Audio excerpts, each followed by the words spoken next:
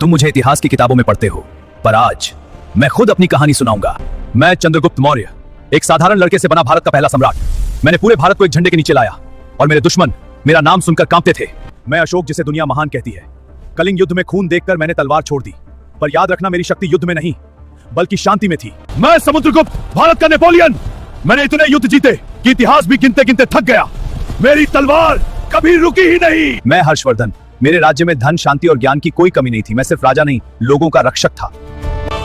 मैं अकबर, मैंने सिर्फ तलवार से नहीं, दिमाग से राज किया, धर्मों को जोड़ा और भारत को मजबूत बनाया। मैं शिवाजी, मैंने पहाड़ों से साम्राज्य खड़ा किया। मेरी रणनीति इतनी तेज थी कि दुश्मन समझ ही नहीं पाए।